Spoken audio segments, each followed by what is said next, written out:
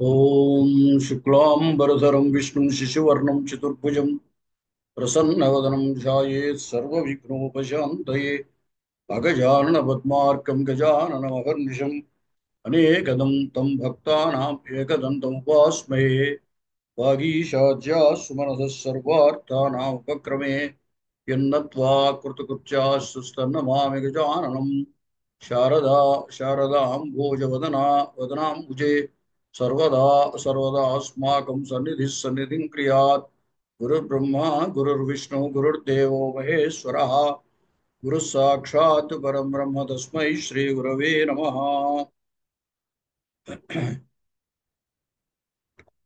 ఇవాల్టి పాఠం మీకు అందరికీ షేర్ చేస్తాను.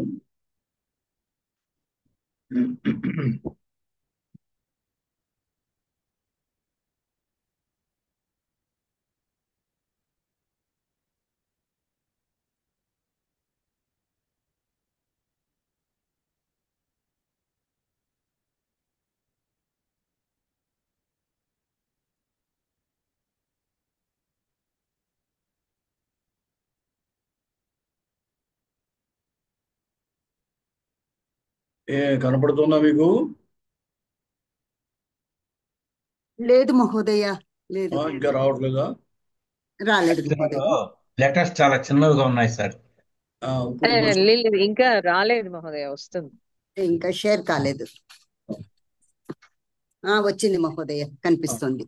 దీన్ని కొంచెం పెద్దది ఏమన్నా చేయగలమా సార్? పెద్ద చేయమంటారా? చేస్తా. పెద్దది చేయాలి. అలాగే. జూమ్ లో పెడితే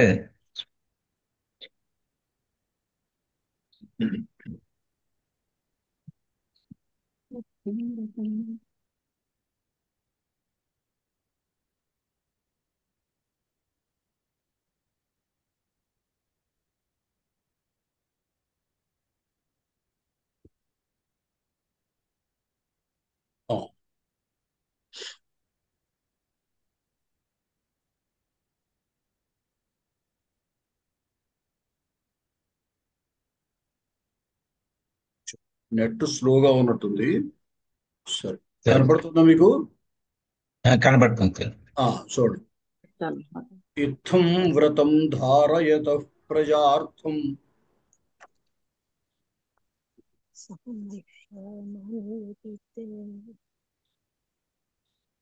సమం మహిష్యా మహనీయ కీర్తేః సప్తవ్యతీయుస్త్రిగుణాని తస్య దినాని దీనోద్ధరణోచితస్య. ఇత్థం వ్రతం ధారయతః ప్రజార్థం సమం మహిష్యా మహనీయ కీర్తేః సప్తవ్యతీయుస్త్రిగుణాని తస్య దినాని దీనోద్ధరణోచితస్య. దీనికి ఎవరైనా పదచ్ఛేదం చెప్తారా? నేను చెప్తానండి. చెప్పండి. నమస్తే.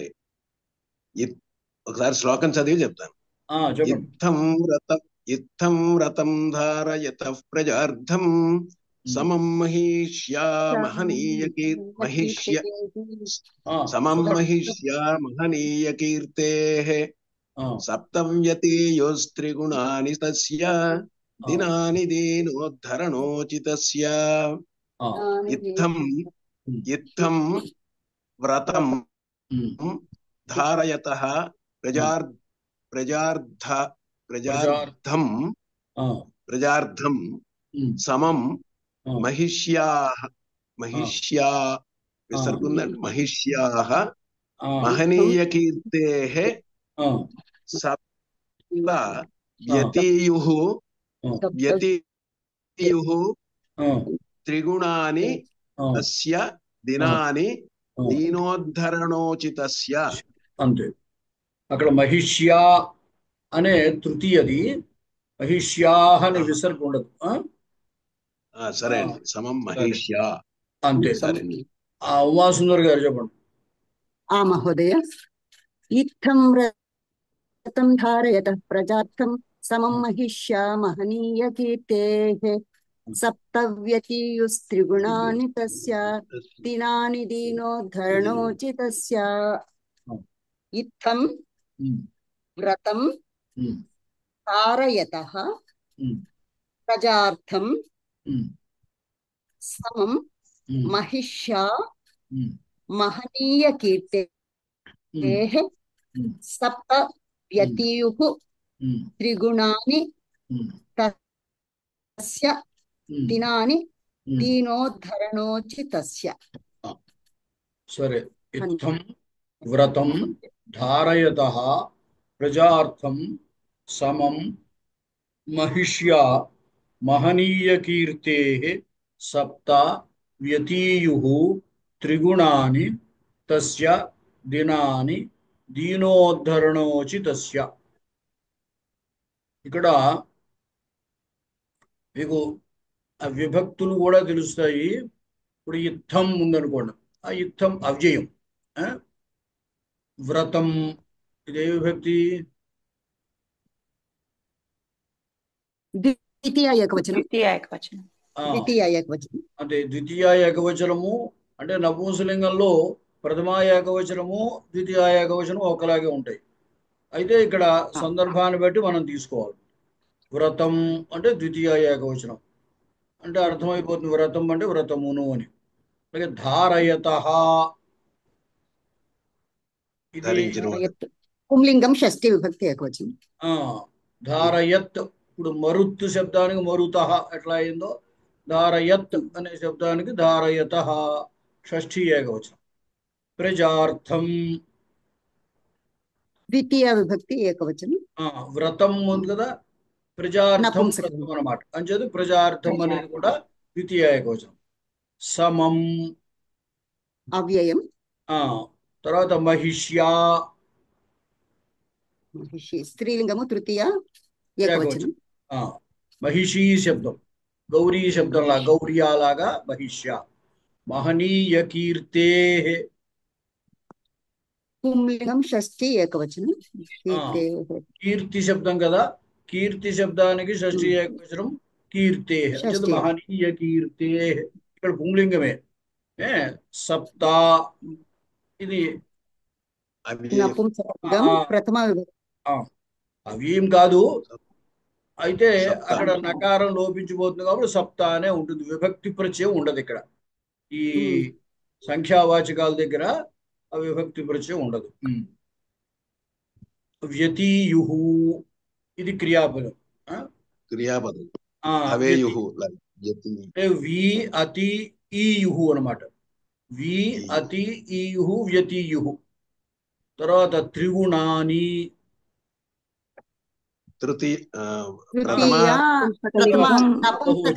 ప్రథమ బహువచనం. త్రిగుణాని అంతే. తస్య షష్ఠి ఏకవచనం. షష్ఠి ఏకవచనం. దినాని ప్రథమ దీనోద్ధరణోచితస్య షష్ఠి షష్ఠి ఏకవచనం. షష్ఠి ఏకవచనం అదనమాట. ఇప్పుడు వ్యతీయుః. వ్యతీయుః అంటే అక్కడ వి అతి ఈయుః. ఈ ఈయుః అనేది ఏమిటంటే ఇణ్గతౌ అనే ధాతు. ఆ ఇణ్గతౌ ధాతుకి పరోక్షే లిట్టులో ప్రథమ పురుష బహువచనం ఈయుః అవుతుంది. ఇయాయా ఈయతుః ఈయుః అని. మామూలుగా అయితే ఈయుః అంటే ఏదో వెళ్ళిరి అనో వెళ్ళినవి అనో వచ్చినవి అనో అర్థం. ఇక్కడ అతి ఈయుః అంటే అతిక్రమించినవి గడచినవి అని తాత్పర్యం. వ్యతీయుః గడచినవి అని. ఏం గడిచాయి అనే బహువచనం. వ్యతీయుః గడిచినవి. ఏమి గడిచాయి అంటే దినాని వ్యతీయుః రోజులు గడిచాయి అన్నట్టు. ఇక్కడ రోజులు ముందుకు వెళ్ళాయి, రోజులు గడిచాయి అంటాం కదా. దినాని వ్యతీయుః రోజులు గడిచాయి. ఎన్ని రోజులు అంటే అక్కడ త్రిగుణాని సప్త. త్రిగుణాని సప్త అంటే 3 × 7 అని అర్థం. గుణం అంటే గుణించడం కదా. 3 3 రెట్లైన 7 అంటే 21 అని అర్థం. ఏకవింశతి. ఏకవింశతి త్రిగుణాని సప్త అంటే ఏకవింశతి 21 రోజులు గడిచాయి. ఈ రోజులు ఎవరికి గడిచాయి అని ప్రశ్నిస్తే తస్య అతనికి. ఈ తస్య అనే దానికి విశేషణం షష్ఠీ ఏకవచనము పుంలింగము. ఆ షష్ఠీ ఏకవచనం పుంలింగం ఉన్నవి ఏవైతే ఉన్నాయో అవన్నీ విశేషణాలు అన్నమాట. తస్య అంటే ఆ రాజుకి. మహనీయ కీర్తి. మహనీయ కీర్తి మహనీయ కీర్తి అంటే గొప్ప కీర్తి కలవానికి అన్నాడు. అలాగే కింద దీనోద్ధరణోచితస్య, దీన ఉద్ధరణ ఉచితస్య అంటే దీనులను ఉద్ధరించుటకు యోగ్యుడైన వాడు. ఉచిత అంటే యోగ్య అని అర్థం. మన తెలుగులో ఉచితం కాదు, ఫ్రీ అని అర్థం కాదు. సంస్కృతంలో దీన ఉద్ధరణ ఉచితస్య అంటే దీనులను ఉద్ధరించుట యందు యోగ్యుడైన వాడు. అటువంటి మహనీయ కీర్తే గొప్ప కీర్తి కలిగినటువంటి తస్య అతనికి. అతనికి ఇంకా షష్ఠీ ఏకవచనం పైన ధారయత ధారయత.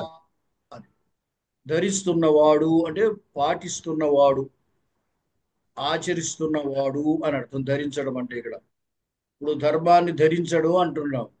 ధర్మాన్ని ధరించడం అంటే ధర్మాన్ని ఆచరించడం అని అర్థం. అలాగే ధారయత అంటే ఆచరిస్తున్నటువంటి వానికి లేతే కీకు యొక్క లోపల. అంచేత ఏం ధరిస్తున్నాడు, ఏం ఆచరిస్తున్నాడు? వ్రతం. వ్రతం.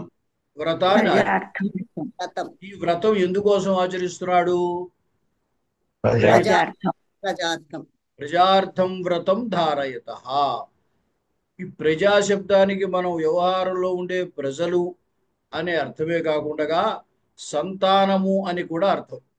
ప్రజాత్ స్యాత్ సంతతౌ జనే అనే అమరకోశం. ప్రజా అనే శబ్దము సంతతి అనే అర్థంలోనూ జనులు అనే అర్థంలోనూ వాడబడుతుంది. ఇక్కడ ఆయన సంతానము లేదు కాబట్టి గోసేవా వ్రతం చేస్తున్నాడు గురువు గారు చెప్పిన పద్ధతిలో. అందుచేత ఇక్కడ ప్రజార్థం అంటే సంతానము కొరకు వ్రతం ధారయత. ఇత్థం ఈ విధముగా అన్నట్టు. ఇంతకు ముందు వరకు చెప్పిన శ్లోకాలు ఉన్నాయి కదా, 24 శ్లోకాల్లో ఆయన వ్రతం ప్రారంభించాడు. అథ ప్రజానాం అని ప్రారంభించాడు కదా. ఆ వ్రతం 21 రోజులు చేశాడు అనమాట. ఎవరితో పాటుగా చేశాడంటే మహిష్యా సమం. మహిషి అంటే ఇక్కడ పట్టమహిషి భార్య సుదక్షిణాది. ఆ పట్టమహిషితో పాటుగా సమం కూడా మహిష్యా సమం పట్టమహిషితో పాటుగా ఈ విధముగా ఇత్థం ఈ విధముగా సమం మహిష్యా లేదా మహిష్యా సమం పట్టమహిషితో పాటుగా ప్రజార్థం సంతానము కొరకు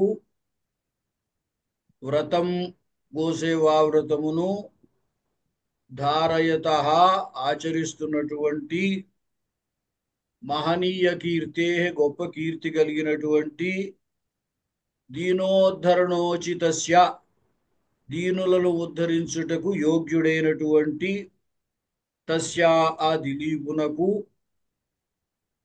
త్రిగుణాని సప్త 21 దినాని రోజులు వ్యతీయు గడచినవి అని.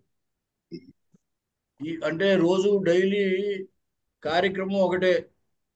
పొద్దుటే లేవటం, ఆ పాలు అది దూడకి పాలు పడడం, గోవుని అడవిలోకి తీసుకెళ్ళడం, మళ్ళీ సాయంత్రం ఇంటికి తీసుకురావడం, వాళ్ళు గోవుకి పూజ చేయడం, మళ్ళీ పాలు దూడకి పాలు పట్టించడం, తర్వాత ఆ గోశాలలో అక్కడే పడుకోవడం. ఇది మొత్తం మనకి ఇంతకు ముందు వరకు శ్లోకాల్లో చెప్పిన కార్యక్రమం అంతే. అది ఆ విధంగా 21 రోజులు గడిచాయి. రొటీన్ అనమాట. ఏమి మార్పు ఏమి లేదు, రోజు ఇదే డైలీ కార్యక్రమం. అయితే ఇక్కడి నుంచి కథలో మార్పు వస్తుంది. అంచేత ఆయనకి 21 రోజులు గడిచేయి అని చెప్పడం అందుకోసం అనమాట. ఈ విధంగా 21 రోజులు గడిచేయి, కానీ తర్వాత ఏం జరిగిందంటే అని మళ్ళీ తర్వాత శ్లోకంలో చెప్తారు. ఇత్తం ఈ విధముగా మహిష్యా సమం అంటే పట్టమహిషి అయిన సుదీక్షణతో పాటుగా ప్రజార్థం సంతానము కొరకు వ్రతం ఓసేవా వ్రతమును ధారయత ఆచరిస్తున్నటువంటి మహనీయ కీర్తే గొప్ప కీర్తి కలిగినటువంటి దీనోద్ధరణోచితస్య దీనులను ఉద్ధరించుటకు యోగ్యుడైనటువంటి తస్య ఆ దిలీపునికి త్రిగుణాని అంటే 3చే రెట్టింపు చేయబడిన అయితే లేదు 3చే గుణించబడిన సప్త 7 అక్కడ కలిపి చెప్పేస్తేనే బాగుంటుంది. త్రిగుణాని సప్త అప్పుడు 21 రోజులు 21 దినాని రోజులు వ్యతీయుహు గడచినవి. సార్ అర్థం చెబుతారా? మూర్తి గారు చెబుతారా? చెప్తానండి. చెప్పండి. ఇత్తం ఈ విధముగా ఉండండి, మూర్తి గారు చెబుతా ఉన్నారు. ఒకసారి సుందర్ గారు, మీరు బాగా చదివేసుకున్న వాళ్ళ కనపడుతున్నారు. మూర్తి గారు చెప్పండి. మీరు కాదు, ఉమాసుందర్ గారు. యుద్ధం ఈ విధముగా ప్రజార్థం ప్రజల కొరకు సంతానము కొరకు వ్రతం గోసేవా వ్రతమును ధారయత మహిష్యాసమం పట్టపురాణి మహిష్యాసమం పట్టపురాణి అయినటువంటి సుదక్షిణతో కూడిన వాడై వ్రతం ఈ గోసేవా వ్రతమును ధారయత ధరించినటువంటి మహనీయ కీర్తే గొప్ప కీర్తి కలిగినటువంటి దీనోద్ధరణోచితస్య దీనజనులను ఉద్ధరించుటకు ఉచితం తగినటువంటి ఆ దిలీప మహారాజుకు త్రిగుణాని తస్య దిలీప్ మహారాజునకు సప్త త్రిగుణాని సప్త అన్నాడు. త్రిగుణాని సప్త 21 దినములు యతీయుహు గడిచినవి. అంతే రోజులు దినాని రోజులు యతీయుహు అంటే యతీయుహు గడిచినవి అంతే. గడచినవి అంతే. గడచినవి అదే గడచినవి. ఇప్పుడు చెప్పండి. మహోదయ ఇత్తం ఈ విధముగా ప్రజార్థం సంతానము కొరకు మహిష్యాసమం చెప్పండి. తర్వాత ఇత్తం ఈ విధముగా మహిష్యాసమం పట్టమహి అయిన సుదక్షిణతో కూడిన వాడై ప్రజార్థం సంతానము కొరకు వ్రతం గోసేవా వ్రతముని ధారయత ధరించినటువంటి మహనీయ కీర్తే గొప్ప కీర్తి కలిగిన వాడైన దీనోద్ధరణోచితస్య దీన జనులను ఉద్ధరించుట యందు యోగ్యుడైనటువంటి తస్య ఆ దిలీప మహారాజుకి త్రిగుణాని సప్త 21 రోజులు దినాని త్రిగుణాని సప్త దినాని 21 రోజులు వ్యతీయుహు గడచినవి. లలితవాణి. ధన్యవాదాలు. ఇత్తం ఈ విధముగా సమం మహిష్య పట్టమహిషితో కూడుకున్నటువంటి ప్రజార్థం సంతానము కొరకు వ్రతమును ధారయత ధరించినటువంటి వాడు మహనీయ కీర్తే గొప్ప కీర్తి కలిగినటువంటి దీనోద్ధరణోచితస్య దీనులను ఉద్ధరించడముకు యోగ్యుడైనటువంటి తస్య ఆ దిలీప మహారాజు యొక్క మహారాజునకు త్రిగుణాని సప్త దినాని అంటే 21 దినములు వ్యతీయు గడిపెను. గడిచినవి. నాగమంజరి ఏమండి, నాగమంజరి గారు చెబుతారా? చెప్తున్నానండి. చెప్పండి. ఈ విధంగా మహిష్యా సమం భార్యతో కూడినటువంటి వాడైనా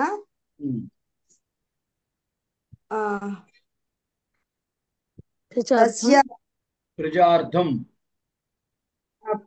ఒక్క నిమిషం అండి, కళ్ళ చూస్తారు. ప్రజార్థం సంతానము కొరకు వ్రతం ధారయతకి చెప్పలేదు. వ్రతం అంటే గోసేవా వ్రతమును ధారయతః స్వీకరించినటువంటి ఆచరిస్తున్నటువంటి దీనోద్ధరణోచితస్య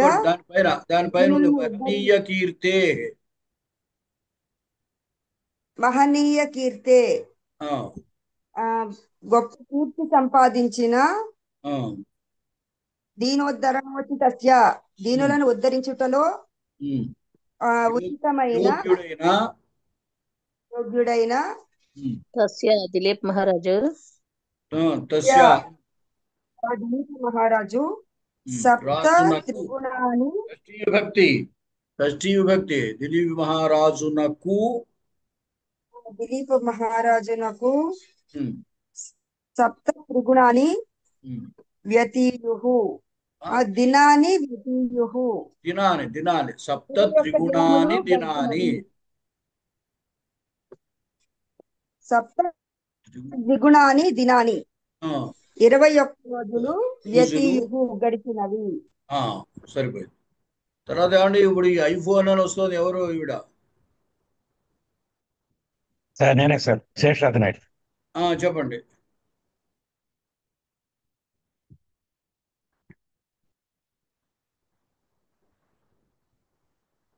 వ్రతం ధారయత ప్రజాతం సమం మహిషా మహనీయ కీర్తేః సప్తవ్యతీయస్య గుణాని తస్య దినాని దీనోద్ధరణ చితస్య.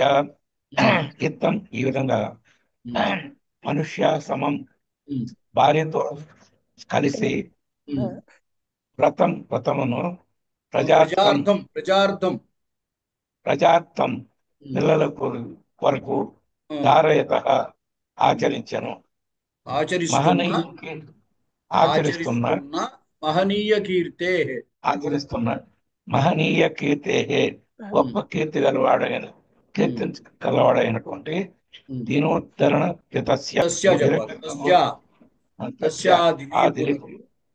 ఆ దిలీపునకు త్రిగుణాని సప్త 21 రోజులు వ్యతీయు గడిచినవి దినాని. అంతే. అనంతలక్ష్మి గారు. మహోదయ, ఇత్తం ఈ విధముగా మహిష్యా సమం పట్టమహిషి అయిన సుదక్షిణాదేవితో కూడిన వాడైన ప్రజార్థం వ్రతం ధారయత సంతానం కొరకు గోసేవా వ్రతం ఆచరిస్తున్నటువంటి మహనీయ కీర్తే గొప్ప కీర్తి కలిగినటువంటి దీనోద్ధరణోచితస్య అంటే దీన జనులను ఉద్ధరించుట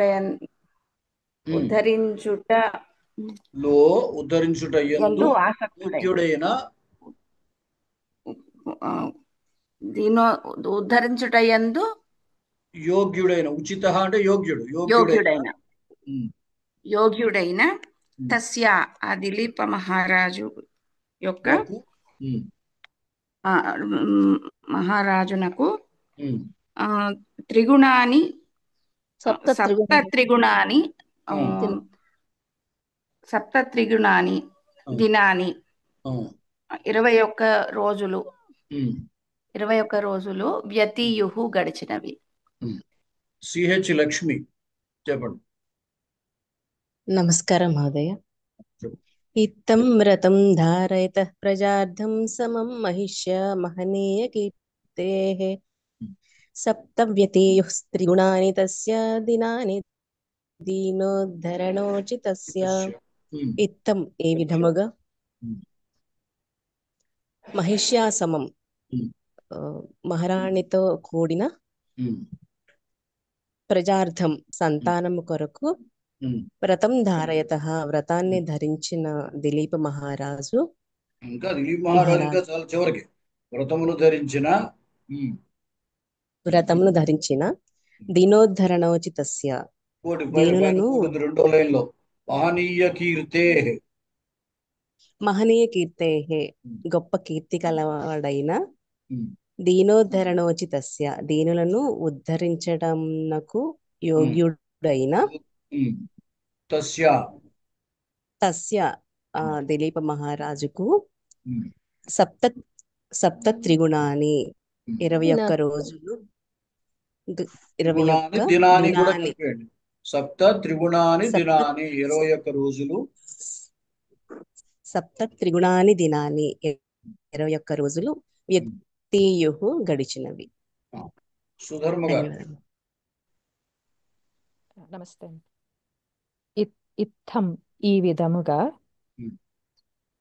మహిష్యా సమం పట్టమహిషి అయిన సుదక్షిణాదేవితో కూడిన వాడై ప్రజార్థం సంతానము కొరకు వ్రతం గోసేవా వ్రతమును ధారయతః ధరించిన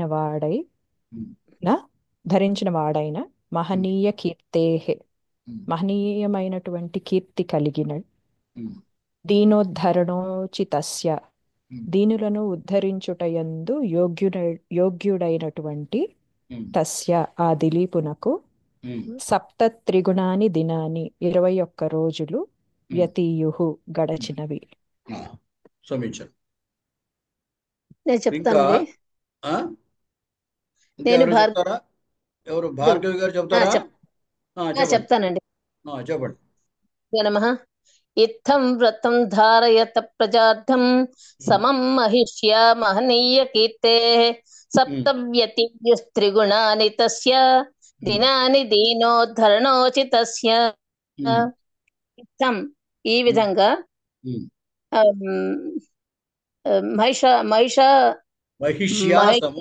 మహిష్య సమం పట్టమహిషి అయినటువంటి సుదర్శనతో కూడి మహనీయ కాదు వ్రతం గోసేవ వ్రతాన్ని ధారయతః దానికి ముందు ఇంకోటి ప్రజార్థం సంతానం కొరకు వ్రతం గోసేవ వ్రతాన్ని ధారయతః ధరించిన వాడు ధరించిన వాడైన మహనీయ కీర్తి గొప్ప కీర్తి కలిగిన తర్వాత ఏంటంటే దీనోద్ధరణోచితస్య దీనులను ఉద్ధరించడంలో యోగ్యుడైన తస్య ఆ దిలీప మహారాజుకు సప్త త్రిగుణాని దినాని 21 రోజులు వ్యత్యుః గడిచినది. వెరీ గుడ్, బాగుంది. ఇప్పుడు ఒక్కసారి మనం ఏంటంటే విశేషాలన్నీ సంస్కృతంలో ఒకే విభక్తిలో ఉంటాయి. అంచేది ఏంటంటే విశేషణాలన్నిటికీ అర్థం చెప్పేటప్పుడు ప్రథమగా చెప్పేసి చివరి విశేష్యానికి ముందు అగు అంటే సరిపోతుంది. ఇప్పుడు వ్రతమును ధారయతః అంటే చేస్తున్నవాడు, మహనీయ కీర్తే గొప్ప కీర్తి కలవాడు, దీనోద్ధరణోచితస్య దీనులను ఉద్ధరించుటో యోగ్యుడు అగు అని అనమాట. ఎందుకంటే తస్య చెప్పేస్తున్నాం ఇంకా, కాబట్టి అలా యోగ్యుడు అగు తస్య ఆ దిలీపునకు అనమాట. అలాగని ప్రథమాంతంగా చెప్పుకుంటూ వచ్చి చివరి దానికి ముందు ఏం చేయాలంటే అగు అని కలిపితే సరిపోతుంది. అలా చెప్పాలి. అంటే తెలుగులో మనకి అలా అలవాట్లేదు. తెలుగులో ఏమిటంటే అన్నీ ప్రథమ చెప్పేసి చివరిలోనే మనం అయినా, అటువంటి అనే పదం ఉపయోగిస్తాం. అది సరే. ఈ ప్రతిపదార్థం ఇవన్నీ ఇప్పుడు మీరు చెప్పేశారు కాబట్టి ఇంకా అక్కర్లేదు.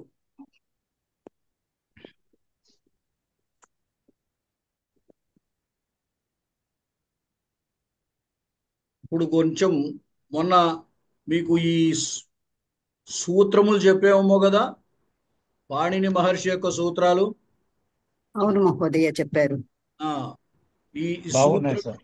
ఈ సూత్రాలు మీరు వీలైనంత వరకు కంఠస్థం చేస్తే మంచిది. చాలా బాగున్నాయి సార్, సులభంగా అర్థం చేసుకోవడానికి. అంటే ఆ సూత్రములు ఎందుకంటే ఆ వ్యాకరణ సూత్రాల్లో వచ్చేటువంటి కొన్ని పదాలకి అర్థం తెలియడానికి ఈ సూత్రాలు ఏ ఏ అక్షరాలు అనేది తెలియడానికి ఉపయోగిస్తాయి. అదే ఈ సూత్రాలు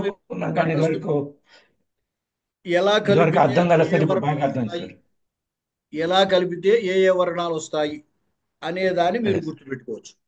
అయి వన్ రులుక్ ఏ ఓం అయౌచ్ హయవరట్ లన్ యామాంగాణానం జభై గడధష్ జబగడధష్ కప చట థ చటతౌ కపై శశసర్ హల్. అంచేది పైన అచ్చులు అనుకోండి, ఆ ఈవు రూలు ఏవో అయ్యవు, అవి అచ్చులు అనమాట. అలాగే ఆ హల్ అంటే హకారం దగ్గర హయ్యవరట్లో ఆ దగ్గర నుంచి 14వ సూత్రం హల్లులో లకారం వరకు హల్. ఎన్ ఎవరట్ లండ్ అనే చోట హయ్యవరట్లో యా ఉంది. యా వా రా లా అనే వర్ణాలని ఏర్న్ అంటారు. ఈ సూత్రాల్లో మనం కలిపేటప్పుడు ఎక్కడి నుంచి కావాలో అక్కడి నుంచి కలుపుతూ ఉంటారు. ఎంతవరకు కావాలో ఆ సూత్రం చివర ఉన్న వర్ణానికి కలుపుతూ ఉంటారు. ఇప్పుడు అయ్యవరాలా కావాలి కాబట్టి యా దగ్గర నుంచి కావాలి కాబట్టి ఏం చేశారంటే ఎవరాల ఎన్ అన్నారు. అలాగే ఇక్ అంటారు. ఇక్ అంటే అయ్యూలో ఈ దగ్గర నుండి ఈ ఊ రూలు రులుక్లో కకారం ఇక్ అనమాట. ఆ విధంగా దీన్ని ప్రత్యాహారము అని అంటారు. ఈ ప్రత్యాహారం వల్ల మనకి ఏ ఏ వర్ణాలు వాటిల్లోకి వస్తాయో తెలుస్తాయి. మొన్న మనం సవర్ణ దీర్ఘ సంధి చెప్పుకున్నామేమో. మొన్న ఏ సంధి చెప్పాము?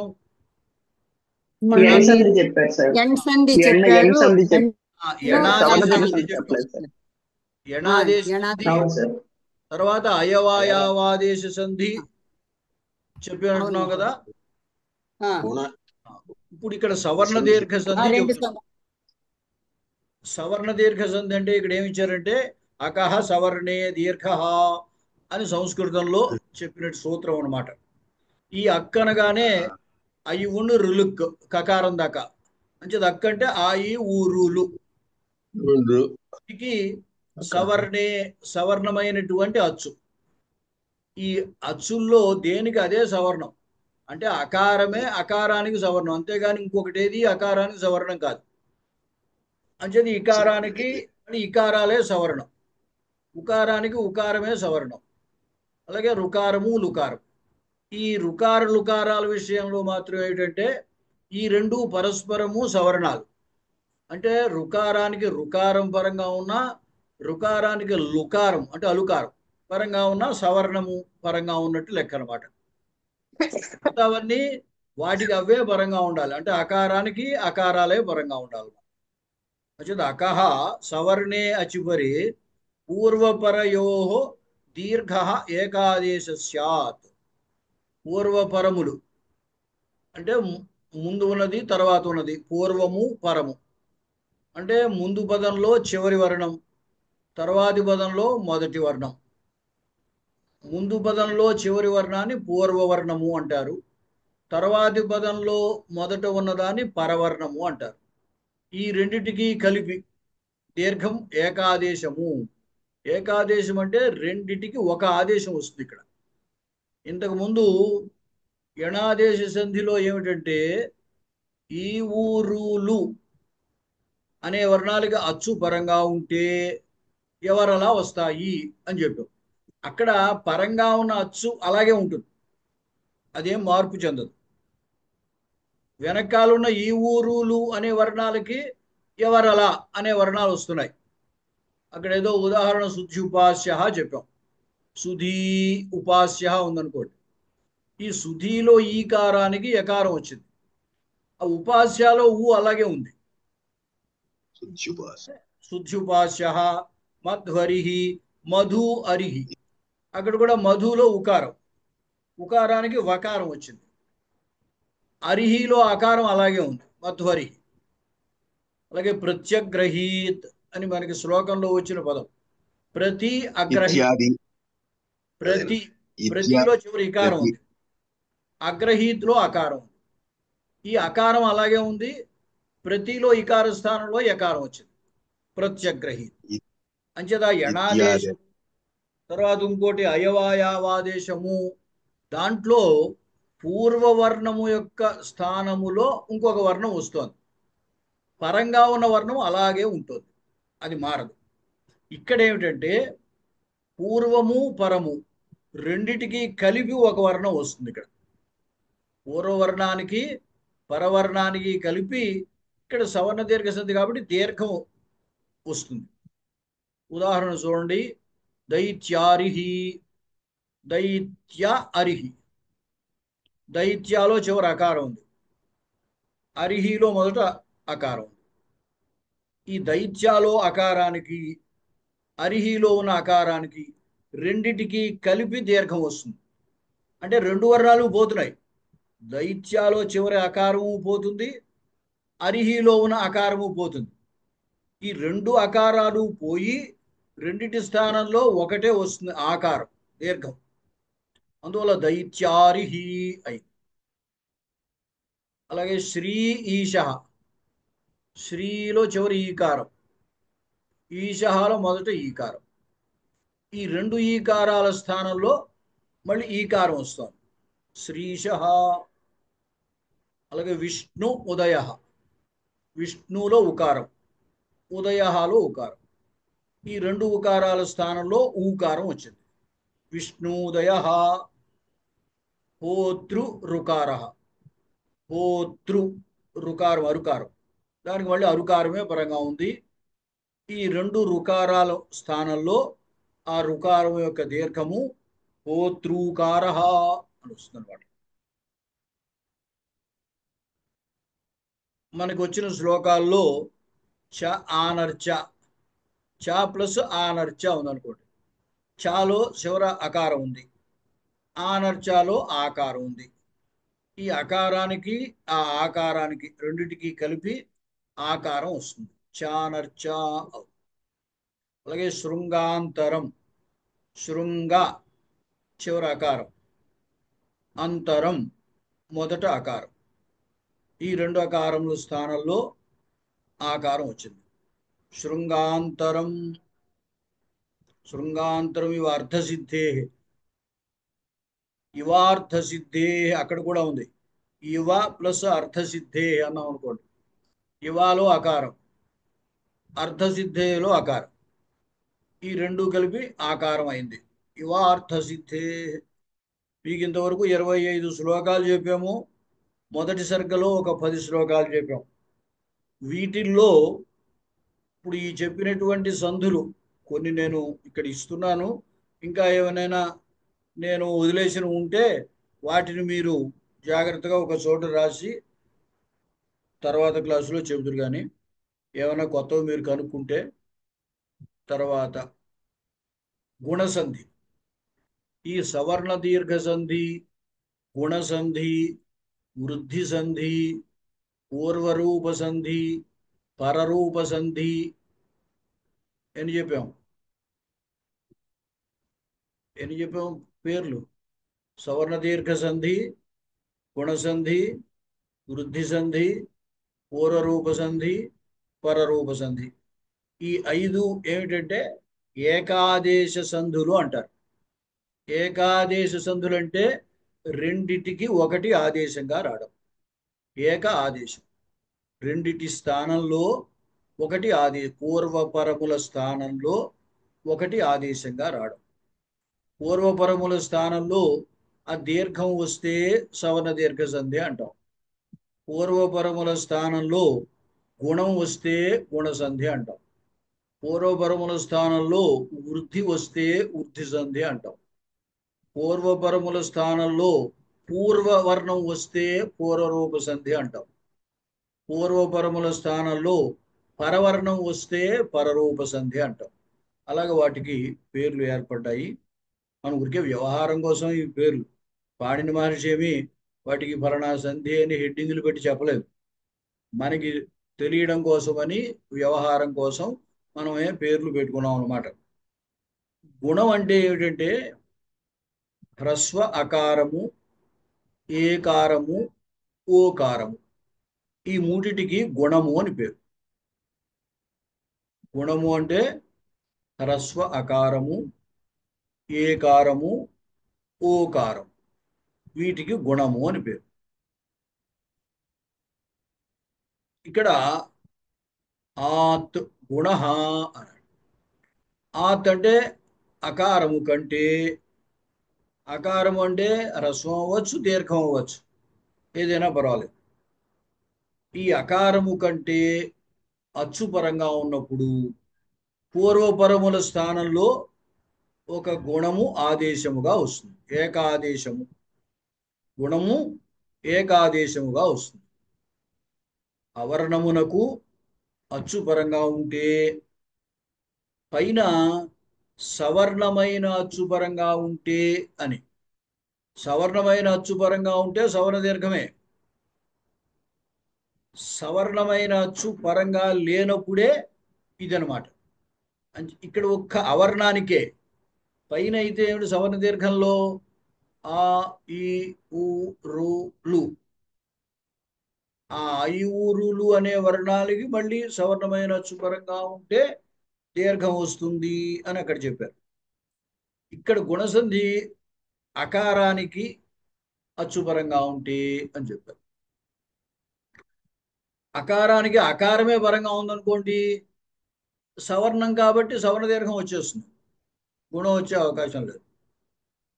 అంచేత అకారం తప్ప మిగతా వర్ణాలు అంటే అకారానికి ఇకారం పరంగా ఉండొచ్చు, ఉకారం పరంగా ఉండొచ్చు, ఇంకా ఏదైనా అరుకారం పరంగా ఉండొచ్చు, అలుకారం పరంగా ఉండొచ్చు, ఏకారం, ఓకారం, ఐకారం, ఔకారం, ఇలా ఏవైనా పరంగా ఉండొచ్చు. ఇక్కడ ప్రస్తుతము అకారానికి ఇకార ఉకారాలు పరంగా ఉన్నప్పుడువి కొన్ని ఉదాహరణలు ఇక్కడ ఇచ్చాను చూడండి. ఉప ఇంద్రహ, ఉప చివరి అకారం, ఇంద్రహ మొదటి ఇకారం. అంటే ఈ అకారానికి ఇకారానికి కలిపి ఏకారం వస్తుంది. ఉపేంద్రహ, ఉప ఇంద్రహ. ఉపాలో చివరి అకారం, ఇంద్రాలో మొదట ఇకారం. ఇప్పుడు ఉపాలో అకారం తీసేమనుకోండి ఉప్పు, ఇంద్రాలో ఇకారం తీసేసుకోండి ఇంద్రహ, ఈ పోయింది. ఈ ఉపాలో ఉన్న అకారము, ఇంద్రాలో ఉన్న ఇకారము, ఆ ప్లస్ ఈ అకారము ఇకారము ఈ రెండిటికి ఏకారం వస్తుంది. ఇంకా లోపలికి మీకు ఇప్పుడు చెప్పటం లేదు, కొంచెం ఇంకా అడ్వాన్స్గా వ్యాకరణం చెప్పినప్పుడు అవి చదువుతారు. ప్రస్తుతం ఇలాగా గ్రహించండి. ఉపాలో అకారానికి, ఇంద్రాలో ఇకారానికి, ఈ అకార ఇకారాలకి ఏకారం వస్తుంది. ఉపేంద్ర. అలాగే రమా, ఈశ, రమా చివరి ఆకారం, ఈశ మొదట ఈకారం. ఈ ఆకార ఈకారం వీటికి కూడా ఏకారమే వస్తుంది. రమేశ అంటే అకారం హ్రస్వం అవ్వచ్చు, దీర్ఘం అవ్వచ్చు. అలాగే ఇకారం హ్రస్వం అవ్వచ్చు, దీర్ఘం అవ్వచ్చు. అంచేత అకారానికి ఇకారం పరంగా ఉంటే రెండిటికి కలిపి ఏకారం వస్తుంది, అది గుణసంధి. గంగా, ఉదకం. ఇప్పుడు అకారానికి ఉకారం పరంగా ఉంది, అంచేత అకారము ఉకారము ఈ రెండిటికి ఓకారం వస్తుంది. గంగోదకం. ఇప్పుడు మీరు తేడా గమనించారు. అకారం అనేది రెండిట్లోనూ పైన ఉపేంద్ర, రమేశ దగ్గర అకారం ఉంది, ఇక్కడ గంగోదకం దగ్గర అకారం ఉంది. ఆ పరంగా ఉన్న వర్ణం వల్ల తేడా వచ్చింది. పరంగా ఇకారం ఉంటే ఏకారం వస్తుంది, ఉకారం ఉంటే ఓకారం వస్తుంది. అంచేత బయట కూడా ఎక్కడైనా శబ్దాల్లో ఇకారానికి గుణము అంటే ఏకారం వస్తుంది, ఉకారానికి గుణము అంటే ఓకారం వస్తుంది. అలా గుర్తుపెట్టుకోండి. ఇకారానికి ఎప్పుడు గుణం ఏకారం వస్తూ ఉంటుంది. అంచేత ఇక్కడ అకార ఇకారాలకి ఏకారం వచ్చింది. అకార ఉకారాలు, ఉకారానికి గుణం ఓకారం వస్తుంది, అందువల్ల అకార ఉకారాలకి ఓకారం వచ్చింది. సూర్య ఉదయ, సూర్యోదయ, సూర్యాలో చివరి అకారం, ఉదయాలో ఉకారం. అకార ఉకారాలకు ఓకారం వస్తే సూర్యోదయ. ఇక్కడ మన వాటిల్లో మనకి చెప్పిన శ్లోకాల్లో ఉదాహరణలు వత్స ఉత్సుక, వత్సోత్సుక, వత్స చివరి అకారం, ఉత్సుక ఉకారం. అకార ఉకారాలకు ఓకారం వచ్చింది. వత్సోత్సుక గుణసంధి. అలాగే భక్త్యా ఉపపన్నేషు, భక్త్యా చివరి ఆకారం, ఉపపన్నేషు ఉకారం. ఈ ఆకార ఉకారాలకి ఓకారం వచ్చింది. భక్త్యోపపన్నేషు. అలాగే సా ఇతి, సా చివర ఆకారం, ఇతి దగ్గర ఇకారం. ఆకార ఇకారాలకి ఏకారం వచ్చింది. సా ఇతి సేతి. వత్సోత్సుక అపి, ఇది సవర్ణ దీర్ఘం. వత్సోత్సుక చివర ఆకారం, అపిలో అకారం. అంటే అకారానికి అకారమే పరంగా ఉంది కాబట్టి సవర్ణ దీర్ఘ సంధి వచ్చింది అక్కడ. వత్సోత్సుకాపి. ప్రతి అగ్రహీత్, ఇది ఇంతకు ముందు చెప్పిందే ఎణాదేశంలో. ప్రతి చివరి ఇకారం, అగ్రహీత్ అకారం. ఇకారానికి యకారం వచ్చింది, ప్రత్యగ్రహీత్ అని అయిందనమాట. సవర్ణ దీర్ఘ సంధి చెప్పేశాం కదా. ఆద్గుణ, గుణసంధి మళ్ళీ ఉన్నాయి దీంట్లో, సర్లేండి. తర్వాత వృద్ధి సంధి. వృద్ధి సంధి ఏమిటంటే పైన గుణసంధికి ఇక్కడ వృద్ధి సంధికి కూడా మొదట ఉండవలసింది అకారం. అకారానికి అచ్చుపరంగా ఉంటే గుణం వస్తుందని చెప్పారు. ఇక్కడ కూడా అకారానికి అచ్చు అని చెప్పకుండా వృద్ధి ఏచి అని. ఏజ్ అయ్యుణ్ సూత్రాల్లో చూడండి, ఏచ్ అంటే ఏ ఓంగ్ అయ్యవచ్చు, ఏ ఓ అయ్యవ్ 4 వర్ణాలు, వాటికి ఏచ్చులు అని పేరు. అంటే ఏమైందంటే పైన గుణసంధి చెప్పినప్పుడు అచ్చులన్నీ అని చెప్పారు. ఈ వృద్ధి సంధిలో ఏచ్చులు పరంగా ఉంటే అని చెబుతున్నారు. అంటే ఏమిటనమాట, ఏచ్చులు పరంగా ఉంటే వృద్ధి వస్తుంది, ఏచ్చులు కాకుండా మిగతా అచ్చులు పరంగా ఉంటే గుణసంధి వస్తుంది అనమాట. వ్యాకరణంలో చెప్పే విధానం అది. వృద్ధి ఏచి, ఏచ్చు పరంగా ఉంటే, అంటే ఏవో అయ్యవులు, అకారానికే ఏవో అయ్యవులు పరంగా ఉంటే వృద్ధి వస్తుంది. పైన అచ్చుల్లో చూడండి, ఆ ఈ ఊరులు ఏవో అయ్యవ్, అంతే ఇక్కడ అచ్చులు. అయ్యున్ రులు ఏవో అయ్యవ్.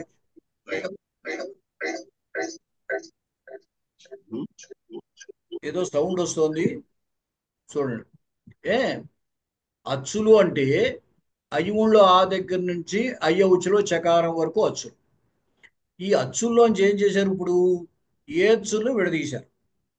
అంటే ఏవో అయ్యవ్ అవి ఏచ్చులు, ఇంకా మిగతావి ఆ ఈ ఊరులు ఉంటాయి అంతే. అంటే గుణసంధి అకారానికి ఈ ఊరులు పరంగా ఉంటేనే గుణసంధి వస్తుంది. అకారానికి అకారమే పరంగా ఉందనుకోండి సవర్ణ దీర్ఘం వచ్చేస్తుంది. అంటే ఫస్ట్ ప్రిఫరెన్స్ సవర్ణ దీర్ఘానికి. అంటే అకారానికి అకారం ఉంటే సవర్ణ దీర్ఘమే, అకారానికి ఈ ఊరులు ఉంటే గుణసంధి, అకారానికి ఏవో అయ్యవులు పరంగా ఉంటే వృద్ధి సంధి అనమాట. మొత్తం ఈ పరంగా ఉండడమే. వృద్ధిరాదైచ్ ఏమిటంటే ఆకారము అయ్యవులు వృద్ధి సంజ్ఞ కలిగి ఉంటాయి అని అర్థం. అది సంజ్ఞా సూత్రం అనమాట. ఈ వృద్ధిరేచి అనేది సంధి సూత్రం. అవర్ణానికి ఏచ్ ఏవో అయ్యవ్ పరంగా ఉన్నప్పుడు వృద్ధి ఏకాదేశంగా వస్తుంది. ఓ గుణాపవాద అని అంటారు దాన్ని. అంటే గుణానికి ఇది అపవాదం. అంటే ఏంటి? గుణాన్ని బాధించి, ఎందుకంటే గుణముల్లో మొత్తం అచ్చులు పరంగా ఉంటే అని చెప్పారు. ఆ అచ్చులు పరంగా ఉంటే అని చెప్పి మళ్ళీ ఇక్కడేమన్నారు? ఏడ్చులు పరంగా ఉంటే అన్నారు. అంచేది ఏడ్చులు పరంగా ఉన్నప్పుడు వృద్ధి చేయాలి, ఏడ్చులు కాని అచ్చులు పరంగా ఉంటే గుణం చేయాలన్నమాట. మనం తెలుగులో ఏం చేస్తామంటే అకారానికి ఈ ఊరులు పరంగా ఉంటే గుణం వస్తుంది అని చెప్పేసుకుంటాం. అకారానికి ఏవో అయ్యో పరంగా ఉంటే వృద్ధి వస్తుంది అని చెప్తాం. అంటే దీని తాత్పర్యమే అక్కడ మనం చెప్పుకుంటున్నాం. చూడండి, కృష్ణ ఏకత్వం, కృష్ణలో చివరి అకారం, ఏకత్వంలో ఏకారం, అకార ఏకారములకు ఐకారం వస్తుంది. కృష్ణైకత్వం అకార ఏకారయో స్థానే ఐకారే ఏకాదేశే. రెండిటికి ఒకటి ఆదేశం. కృష్ణలో చివరి అకారము, ఏకత్వంలో మొదట ఏకారం. ఈ అకార ఏకారములు రెండిటి యొక్క స్థానంలో ఐకారం ఒకటే ఆదేశం వస్తుంది. కృష్ణైకత్వం. అలాగే గంగా ఓఘ, ఓఘ అంటే సమూహం, సముదాయం, సమూహం అని అర్థం. గంగా ఆకారం, ఆకారానికి ఓకారం పరంగా. అంచేత ఆకార ఓకారముల స్థానంలో ఔకారం వస్తుంది. గంగౌఘ. మనం తెలుగులో ఏం చేస్తున్నామంటే సులువుగా ఉండడం కోసం అకారానికి ఏ ఐ పరంగా ఉంటే ఐకారము, ఓ ఔ పరంగా ఉంటే ఔకారము వస్తుంది అని చెప్పేస్తాం. ఇక్కడ అకారానికి ఏ ఓలు పరంగా ఉంటే వృద్ధి వస్తుంది అని చెప్తారు. వృద్ధి అంటే ఏమిటి? ఇందాక గుణం అంటే ఏమిటో చెప్పాం. గుణం అని వేటికి పేరంటే హ్రస్వ అకారము, ఏకారము, ఓకారం, ఆ మూడిటికి గుణము అని పేరు. వృద్ధి అంటే ఆకారము, ఐకారము, ఔకారం, ఆ ఐ ఔ, ఈ మూడిటికి వృద్ధి అని పేరు. అంటే పాణిని మహర్షి ముందు ఆ సంజ్ఞలు చెప్పి తర్వాత ఆ పదాలను ఇక్కడ వాడారు. గుణము అంటే అదేం గుణ అని ఒక సూత్రం చెప్పారు. హ్రస్వ అకారము, ఏ ఓ, ఈ మూడిటికి గుణము అని పేరు చెప్పి ఆద్గుణ అన్నారు. ఆవరణానికి అచ్చుపరంగా ఉంటే గుణం వస్తుంది అన్నారు. అలాగే వృద్ధి అనే దానికి వృద్ధి రాదైచ్ అని సూత్రం చెప్పారు. ఆత్ అంటే ఆకారము, ఐచ్ అంటే అయ్యౌ, ఆకారము ఐ ఔ, ఈ మూడిటికి వృద్ధి అని పేరు అని చెప్పారు. చెప్పి అకారానికి ఏ చుపరంగా ఉంటే వృద్ధి వస్తుంది అని వృద్ధి రేచి అని ఈ సూత్రం చెప్పారు అన్నమాట. అంటే ఇప్పుడు మనం ఇక్కడ గ్రహించాల్సింది ఏమిటంటే అకారానికి ఈ ఊరులు పరంగా ఉంటే గుణం వస్తుంది, అకారానికి ఏవో అయ్యవులు పరంగా ఉంటే వృద్ధి వస్తుంది. దేవా ఐశ్వర్యం, దేవైశ్వర్యం, దేవాలో అకారం, ఐశ్వర్యంలో ఐకారం, అకార ఐకారాలకి ఐకారమే వస్తుంది. కృష్ణ ఉత్కంఠ్యం, కృష్ణ ఔత్కంఠ్యం, కృష్ణుని యందు ఉన్నటువంటి లేదే ఔత్కంఠ్యం అంటే ఉత్కంఠ, ఉత్కంఠ కలిగి ఉండడాన్ని ఔత్కంఠ్యం అంటారు. కృష్ణ ఔత్కంఠ్యం, కృష్ణలో అకారము, ఔత్కంఠ్యంలో ఔకారము, అకార ఔకారముల స్థానంలో ఔకారం వచ్చిందనమాట. ఇలాగా ప్రస్తుతము అంతవరకునే మనం చెప్తాం. తర్వాత మిగతావి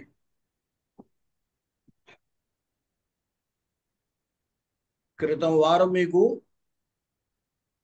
యణాదేశము, అయవాయావాదేశము ఆ రెండు చెప్పాం. ఈ వారము సవర్ణ దీర్ఘ సంధి, గుణసంధి, వృద్ధి సంధి చెప్పాం. ఇప్పుడు ఈ 5 సంధులు మనం చెప్పుకున్న శ్లోకాల్లో ఎక్కడెక్కడ ఉన్నాయో వాటికి జాగ్రత్తగా ఉదాహరణలు వేటికవి సవర్ణ దీర్ఘం అని హెడ్డింగ్ పెట్టుకుని ఆ సంధులు ఉదాహరణలు రాసుకోండి. గుణసంధి అని హెడ్డింగ్ పెట్టి గుణసంధి ఉదాహరణలు, వృద్ధి సంధి అని హెడ్డింగ్ పెట్టి ఆ ఉదాహరణలు రాయండి. తర్వాత ఇంకా మీకు పదచ్ఛేదంలో తెలుస్తాయి ఎక్కడెక్కడ ఇంకా రకరకాల సంధులు వచ్చాయో అవన్నీ ఒక చోట రాయండి. ఇంకా ముందు ముందు మనం చెప్పుకుంటాం. చెప్పుకున్నప్పుడు అవి ఏ సంధుల్లో చేరతాయో మీరు గ్రహిస్తారు. అంచేత పదచ్ఛేదాన్ని బట్టి మీరు ఎక్కడెక్కడ ఏ ఏ సంధులు అంటే ఏ పదం కలిస్తే ఎలా ఏర్పడింది అనేది మీరు ముందు తెలుసుకుంటారు. వాటికి ఏ సంధి అనే పేరుని మనం తర్వాత చెప్పుకున్నప్పుడు మీకు అర్థమవుతుంది. ఇవాళకి పాఠం ఇక్కడితో ఆపేస్తున్నాను. మహోదయ, ఈ హరయే విష్ణవే ఒక్కసారి చెప్పరు? ఏముందానికి హరే ఏ, హరేలో చివరి ఏకారం, ఏ అన్నప్పుడు ఏకారం. అంటే ఇది హరే అనేది విభక్తుల్లో ఎక్కడొస్తుంది మహోదయ? ఈ హరే అనే శబ్దము విభక్తుల్లో ఎక్కడొస్తుంది? అలా కాదు, అది కేవలం హరయే విష్ణవే అనేవి ఆ శబ్దముల యొక్క ప్రక్రియ. ఆ ప్రక్రియలో వచ్చింది ఇక్కడ ఉదాహరణగా ఇచ్చారు. హరి శబ్దానికి చతుర్థి ఏకవచనము ఏ అని ప్రత్యయం, గే భ్యాం భ్యః అని కదా. ఆ గేలో నకారం ఉన్నది ఏ ప్రత్యయం. తర్వాత హరిలో ఇకారానికి గుణం వచ్చి ఏకారం వస్తుంది, హరే ఏ అని ఉంటుంది. అప్పుడు ఏకారానికి ఐ అని ఆదేశం వచ్చి హరయే వస్తుంది. అలాగే విష్ణు శబ్దానికి కూడా విష్ణు ఏ, విష్ణువులో ఉకారానికి గుణం వస్తుంది, విష్ణు ఏ. ఆ ఓకారానికి అవాదేశం వచ్చి విష్ణవే అవుతుంది. అవి ఆ శబ్దము యొక్క ప్రక్రియలోవి ఇక్కడ ఉదాహరణగా చూపించారు. అలాగే పావకహ దగ్గర కూడా అంతే. అక్కడ పూ అని ధాతువు, ఆ ధాతువుకి అకాని ప్రత్యయం వచ్చినప్పుడు ఈ ఊకారానికి వృద్ధి వచ్చి పౌ అవుతుంది, పౌ అకహ. ఔకారానికి ఆ వచ్చి పావకహ అవుతుంది. అలాగే నాయక, నీ నీ ప్రాపణే ధాతు, దానికి అకా ప్రత్యయం. ఈ నీలో ఈకారానికి ఐ వస్తుంది, నై అకహ. ఐకారానికి ఆయాదేశం నాయక. ఈ 4 ఉదాహరణలు కేవలం ఇంకా పదము ఒక పదంలో మధ్యలో వచ్చే సంధి. అది ఒక పదానికి వేరొక పదానికి వచ్చిన సంధి కాదు. వాగర్ధ వివా దగ్గర ఉందనుకోండి, అది వాగర్ధౌ ఒక పదము, ఇవా ఒక పదము, అంటే 2 పదాలకి మధ్యలో వచ్చిన సంధి అది. సరే, ఇది పదంలోనే వచ్చిన సంధి. ఒక పదంలోనే పదమధ్య. పదమధ్య. సరే మహోదయ, ధన్యవాదాలు మహోదయ. ఇక్కడితో ఆపేద్దాము.